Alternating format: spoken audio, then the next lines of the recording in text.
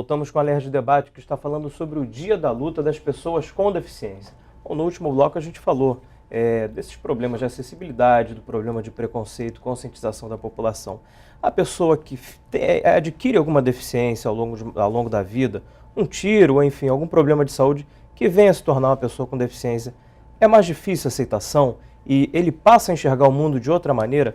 Porque antes ele andava, por exemplo, passou a andar de cadeira de roda, ele passa a enxergar que aquela calçada passa a ser um obstáculo, ou tomar um transporte público é muito mais difícil do que ele pensava? Olha, Renato, eu vou dizer, eu costumo dizer, né, aparentemente a gente acha que não tem nenhuma deficiência.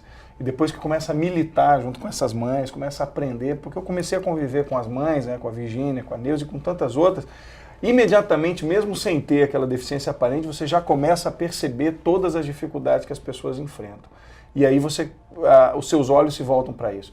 E aí muda a postura, você deixa de olhar a pessoa com deficiência com pena e passa a vê-la como uma pessoa capaz de direitos. Eu dou um exemplo, há 20, 30 anos atrás, a Neuza tem uma filha de 22, e ela vai saber o que eu estou dizendo, há 20 anos atrás, uma criança com síndrome de Down, algumas mães, como a Neuza disse, não sabiam como lidar com síndrome de Down, que é uma deficiência hoje popstar. E digo isso com muito orgulho.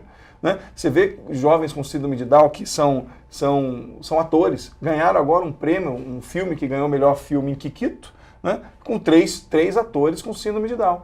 Ou seja, há 20 anos isso era impensável. O que aconteceu? Não aconteceu nada demais, a deficiência é a mesma de 20 anos atrás. O que mudou foi a consciência de se dar política pública para sociabilizar essa criança. Assim como a Carol, assim como o Paulo, se a eles for dado capacitação dentro dos seus limites, eles avançam milhares de anos à frente. Paulo mudou muito. Milhares. É só Paulo, olhar. quando saiu da clínica, ele era uma coisa, hoje ele é outra coisa. Apesar Porque que eu moro tratamento. num município menor, né? Eu não moro aqui no centro do Rio, eu moro em Mangaratiba. Lá a dificuldade com o transporte é muito grande, mas em compensação com a escola, lá é muito melhor do que aqui no Rio de Janeiro. A escola que meu filho estuda tem ecoterapia, tem piscina, natação para as crianças, terapeuta. Você não precisa estar se locomovendo para tantas coisas. Apesar que eu tenho acesso aqui com outras mães para algumas coisas aqui no Rio, mas a portabilidade em questão da saúde lá é muito boa. A qualidade de vida é muito melhor também, a qualidade de vida lá para o deficiente, onde eu moro, é bem melhor. Nós temos um grande problema lá com o transporte. O transporte lá não tem ônibus nenhum com elevador, a não ser o ônibus da escola, que o prefeito colocou para os deficientes para levar e trazer da escola. Mas as crianças também precisam ter vida social, né? Eles querem ir num shopping, ir num cinema, né? Ir em um outro lugar, visitar um parente, precisam também de pegar o ônibus. Né? Não pode ter só o ônibus da escola, de segunda a sexta. Eles precisam do ônibus também para ir em outros lugares. Então a gente precisa, principalmente hoje no Dia do Deficiente, pedir aí ao governo do estado que veja com outro olhar os municípios pequenos, principalmente Mangaratiba, que eu estou aqui pedindo pelo meu município, né? Aproveitando, né? Pedindo pelo meu município, porque lá não tem um ônibus sequer. Um ônibus. E o monopólio da Expresso Mangaratiba. Sim. Exatamente. Neuza, você esteve numa viagem ao exterior. Você viu que a locomoção é muito mais fácil. Muito mais fácil. Você acredita que isso aí seria reduzir a dependência dessa pessoa que tem deficiência? Com certeza, porque a luta da mãe, eu digo da mãe não desprezando os pais, mas a luta da mãe é muito grande. Eu digo que o nosso governo, as empresas deviam voltar o olhar também para as mães. Oferecer a elas meio período de trabalho. Isso, enquanto os filhos estão na terapia, elas estão trabalhando. Mas também eu vejo o outro lado, que as mães especiais também precisam se profissionalizar, se qualificar. Porque isso vai trazer, não só a ela, mas a toda a família uma melhor qualidade de vida. Principalmente no horário que seu filho está na escola. O filho está na escola, o meu pelo menos vai sozinho, os que não vão sozinho. Que a mãe tenha um horário, aquele horário que o filho está na escola, está fazendo tratamento, de estar trabalhando, de estar fazendo alguma coisa. Apesar que eu já faço um trabalho social, sou voluntária das outras mães, procuro ajudar no município que eu moro, da maneira que eu posso. As coisas que meu filho, com ele eu aprendi, com ele, muita coisa, né? Então hoje eu passo para aquelas que sabem menos do que eu, sou voluntária, faço um trabalho social para ajudar aquelas que precisam, que não sabem, como eu também não sabia um tempo atrás, vim aprendendo com a vida foi me ensinando, né, com os tombozinhos aqui, caindo aqui, levantando ali, aprendendo mais à frente. Com certeza. Mas aprendi muito com o meu filho, Paulo Vinícius. O caminho hoje é mais fácil? Então, quando eu estive lá, lá fora, nos Estados Unidos, né, eu falei assim, não, eu quero vir morar aqui, vamos vender tudo, Toninho, vamos vender nossa casa, vamos vender tudo. De repente eu parei e pensei, não, eu preciso mudar o meu país. Eu preciso melhorar a qualidade de vida do meu país.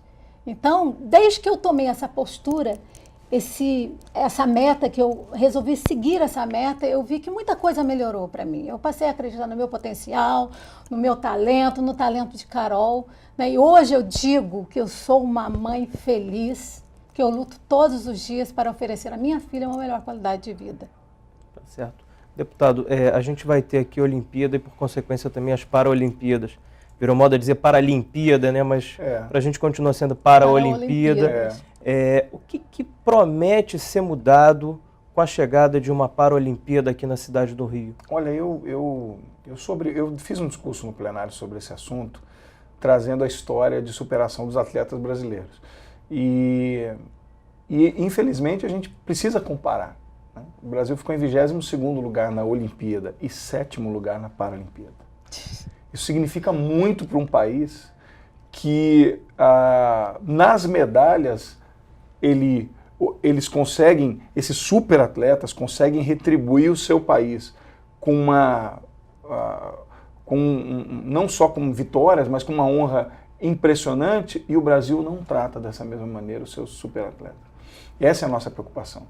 E se for no quesito medalhas, com todo respeito e carinho pelos nossos atletas olímpicos, mas os paralímpicos é que são, hoje, despontam como os maiores atletas brasileiros, sem o devido reconhecimento. Hoje, nas propagandas, quando se fala de Olimpíada, não se trata de Paralimpíada, não se fala desse evento. Não se trata de um evento como um evento de superatletas. E eu convido aqueles que nunca foram para que vejam, né, como se joga tênis numa cadeira de roda. Né, com atletas que, se você jogar sem a cadeira de roda, você vai perder para eles. Não é ping-pong, é para valer. Nadar com o Daniel Brasil, nadar com o André, com o André Brasil, com o Daniel Dias, entrar na piscina com esses rapazes não é uma brincadeira. Correr com a nossa grande corredora que faz hoje a 12 segundos, 100 metros, isso é uma brincadeira. Qualquer um que sem deficiência para correr com uma pessoa com deficiência. Para competir, fica se perde. Então quem é que tem deficiência? Não é? Somos nós. O nosso Alan que disputou aí, fez com duas próteses, ele fez 100 metros em 12 segundos. 12 segundos, tenta correr em 12 segundos, a gente que não tem deficiência nenhuma. Eu não consigo. Então o que eu quero dizer é que precisa mudar a consciência das pessoas. Né? O Brasil precisa dar mais incentivo ao esporte. Né? Nós temos hoje um judoca, né, que nunca perdeu uma luta.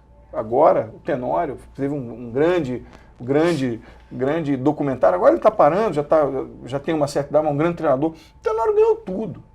Ganhou tudo. Nem os atletas videntes querem lutar com ele, porque a luta de um judoca cego começa já agarrado no kimono. Nenhum atleta vidente quer lutar com ele. Porque se ele grudar no kimono, acabou. Estou citando um exemplo de um atleta sem visão nenhuma que se tornou o maior campeão da história do judô mundial. Entre os videntes e os não videntes, e os cegos. Eu acho que o Brasil precisa mudar, o Rio de Janeiro precisa dar mais incentivo para isso. Nós vamos acompanhar de perto, né, e fazer com que a Paralimpíada brasileira seja também um exemplo para o Brasil e para o mundo. Por que não tentar encostar aí com os 5 melhores, né? Agora, vamos posicionar um pouco aqui no Brasil. Como é que o Estado do Rio, está posicionado nessas questões de acessibilidade, essas questões de combate à discriminação, frente aos outros estados aqui da nação? Não está bem. O Rio de Janeiro precisa avançar. Por exemplo, nas obras do Maracanã, nós recebemos agora a notícia de que o Maracanã, depois de tanta obra, não respeitou o número de vagas para pessoas com deficiência. Isso é gravíssimo. Para as pessoas com deficiência que vão assistir o evento, ou seja, a questão financeira está acima da questão da dignidade da pessoa humana. Isso é vergonhoso, não só para o Maracanã, como para os outros equipamentos. A Neuza disse bem, a Virgínia falou bem, se não tiver transporte acessível, você não adianta. Como é que um jovem vai fazer esporte se ele não consegue sair de casa para fazer esporte? Como é que ele vai estudar se ele não consegue sair de casa? Né? Eu acho que o Rio de Janeiro precisa mudar, alguns pontos turísticos já são acessíveis. O prefeito Eduardo Paes, eu fui secretário da pessoa com deficiência quando eu era vereador, depois eu fui secretário. Algumas coisas avançaram, mas o governo do estado precisa melhorar significativamente se quiser dar um exemplo.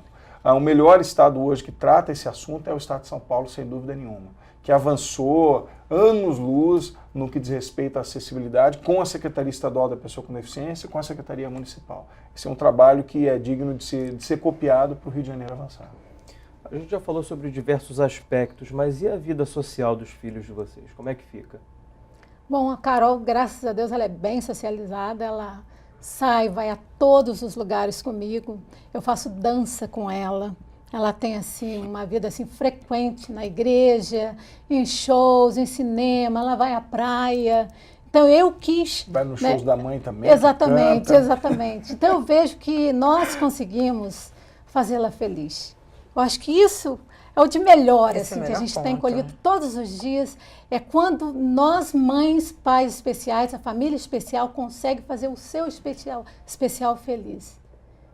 Tá certo. Deputado, a Alerj tem uma comissão da pessoa com deficiência, o senhor presidente. Que tipo de queixas, denúncias que as pessoas podem trazer aqui? Qualquer, não só queixas, mas qualquer crítica, informações a respeito de transporte, saúde, na área da educação, na área de críticas, inclusive aconselhamentos e propostas podem ser encaminhadas para a comissão. Nós temos ali uma sala especificamente para tratar de todos os assuntos e das instituições. E, portanto, a Alerj está à disposição para prestar todo e qualquer atendimento para as famílias. É uma maneira de celebrar esse dia tão importante. Eu agradeço muito estar aqui do lado da Neuza e da Virgínia, que para mim são exemplos para que a gente consiga continuar tentando fazer da vida desses jovens, crianças, adultos, dessas famílias, uma vida melhor. Tá certo, então. Quero agradecer. E é um trabalho em conjunto, né? Não é só o governo, não é só a família, mas também a área médica também, informando bem essa família, né, sobre as dificuldades com o filho, que ela vai enfrentar. Então é um conjunto, eu vejo que a família não pode trabalhar sozinha. Com certeza. Né? Quero agradecer muito a presença de todos aqui no nosso estúdio. Infelizmente, nosso tempo já está esgotado. Alerj Debate fica por aqui. Se você quiser rever este programa, pode acessar www.tvalerj.tv. TV Alerj, o canal do povo fluminense. Até a próxima.